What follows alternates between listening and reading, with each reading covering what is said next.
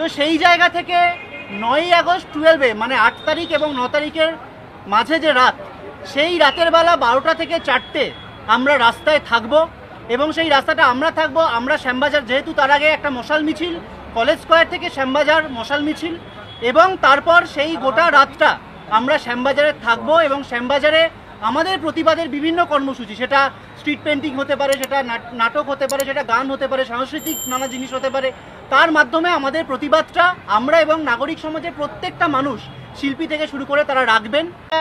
রাখি বন্ধন রয়েছে, রাখি বন্ধন রেখে মাথায় রেখে যারা নিজস্ব কর্মসূচি নেবেন সেই কর্মসূচিটা, এবং বিকেলবেলা 9ই আগস্ট শনিবার বিকেলবেলা, এটা আমরা বললাম শুক্রবার রাত, শুক্র শনি রাতের যে মিলনস্থল সেই সময়টা কথা, এবং শনিবার রাতের বেলা, শনিবার বিকেলবেলা আমরা আরজি করে ক্রাই অফ দ্য আওয়ারের সামনে জমায়েতের ডাক দিচ্ছি। আমরা রাস্তায় থাকব। পশ্চিমবাংলায় আবার উত্তাল হতে চলেছে। 1 বছরের মাথায় ফের আন্দোলনে রাজ্যের চিকিৎসক সমাজ। আবার শুরু হতে চলেছে সেই ঐতিহাসিক রাত দখল কর্মসূচি, যা এক সময় কাঁপিয়ে দিয়েছিল গোটা পশ্চিমবঙ্গকে। আরজিকর কাণ্ডে বর্ষপূর্তিতে অভয়াকে স্মরণে রাজ্যের প্রতিটি কোনায় কোনায় ছড়িয়ে পড়েছে ক্ষোভ। ঘুম উড়ে যাচ্ছে নবান্নের। আজকের এই প্রতিবেদনে শুধুই খবর নয়, এটা পশ্চিমবঙ্গের প্রশাসনিক ব্যর্থতা কিভাবে চরম পর্যায়ে চলে গিয়েছে সবটাই আজকে আপনাদের দেখাবো। আপনারা দেখছেন পলিটিক্যাল নিউজ বাংলা। ঠিক 1 বছর আগে তারিখটা ছিল আগস্ট মাসের সেই অন্ধকার এক রাত্রি, যখন কলকাতার বুকে ঘটে যায় এক বিভীষিকাময় ঘটনা। রাজ্যের অন্যতম সরকারি হাসপাতাল আরজিকর মেডিকেল কলেজের ভেতরে এক তরুণী চিকিৎসককে ধর্ষণ করে খুন করা হয়। হ্যাঁ, হাসপাতাল যেখানে জীবন বাঁচানো হয়, সেখানে এক মহিলা চিকিৎসককে তার জীবন হারাতে হয়। এই ঘটনা গোটা বাংলাকে, গোটা দেশকে স্তব্ধ করে দিয়েছে। চিকিৎসক মহল উত্তাল হয়ে ওঠে। শুরু হয়েছিল রাত দখল নামক এক আন্দোলন।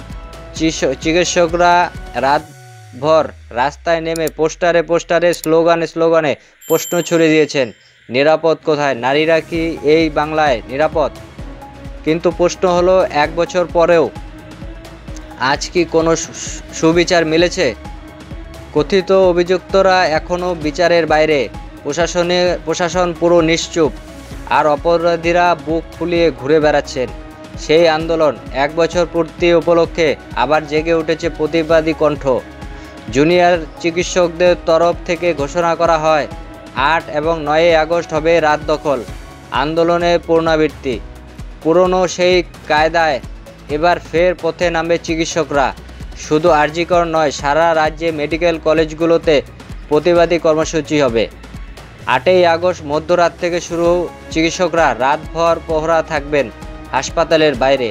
9ই আগস্ট সকাল হবে রাখি বন্ধন, যেখানে ডাক দেওয়া হয়েছে সমাজের সব স্তরের মানুষকে, যেন অভয়াকে প্রতীক করে নারী সুরক্ষার শপথ নেওয়া যায়। আর বিকেলে আরজিকরের মাটিতে হবে এক মহা জমায়েত, যেখানে ডাক্তার পড়ছে, চিকিৎসক পড়ুয়ার, সমাজকর্মী সবার। এই কর্মসূচি শুধু আন্দোলন নয়, সরকারের কাছে স্পষ্ট বার্তা, আমরা হার মানিনি। একদিকে যখন আরজিকর কাণ্ডে বর্ষপূর্তি, তখন রাজ্য জুড়ে নতুন করে শোরগোল। কসবা ল কলেজ, আপনারা সকলেই শুনেছেন, এক তরুণী ছাত্রীকে গণধর্ষণ করেছে। হ্যাঁ, আবার ধর্ষণ, আর তাও আবার শিক্ষা প্রতিষ্ঠানে। এই রাজ্যের আজ মেয়েরা কি বাড়িতে নিরাপদ? রাস্তার মোড়ে নিরাপদ? কলেজে নিরাপদ? হাসপাতালেও কি নিরাপদ?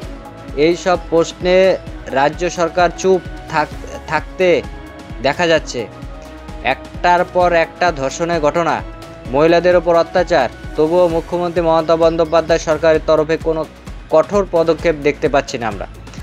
অথচ মুখে নারী ক্ষমতায়ন বলি, নারী নীতি, দুর্গাপূজার বার্তা, কিন্তু বাস্তবে বাংলা পরিণত হয়েছে ধর্ষণের গৃহরাজ্য।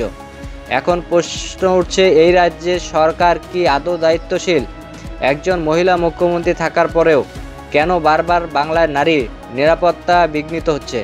আরজিকর কাণ্ডে অভিযুক্তদের শাস্তি হয়নি, কাসবা ধর্ষণের পর কড়া কোনো পদক্ষেপ অ্যাকশন নেওয়া হয়নি। পুলিশ প্রশাসন বরাবরের মতোই গা বাঁচানো বক্তব্য দিয়েছে, রাজনীতিকর, নীরব। বিচার প্রক্রিয়া দীর্ঘ সূচিতা হয়ে গেছে, তবে জনগণ চুপ নেই, চিকিৎসকরা চুপ নেই। ফের পথে নামার প্রস্তুতি। এই দেখা যাচ্ছে যে এবার ঘুম কেড়ে নেওয়া হবে নবান্নের।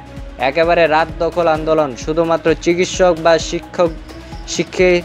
শিক্ষার্থীদের প্রতিবাদ নয়, এটা একটি বৃহত্তর সামাজিক বার্তা।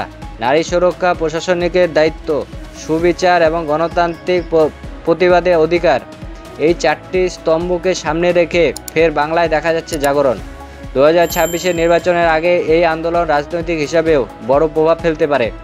বিজেপি বারবার বলে এসেছে এই রাজ্যের আইন প্রশাসন নেই, এবং আজ চিকিৎসক সমাজ, শিক্ষিত অংশ যখন রাস্তায় নামছে তখন সরকারের মুখে কালি পড়ছে। রাত দখল আজ এক আন্দোলনের নাম নয়, এটা প্রতিরোধের প্রতীক। প্রিয় দর্শক, এই প্রতিবাদ কেবল রাস্তার নয়, এটা আমাদের সকলের হৃদয়ের প্রতিবাদ। অভয়া শুধু একজন চিকিৎসক নয়, সে ছিল বাংলার মেয়ে, ভারতের মেয়ে।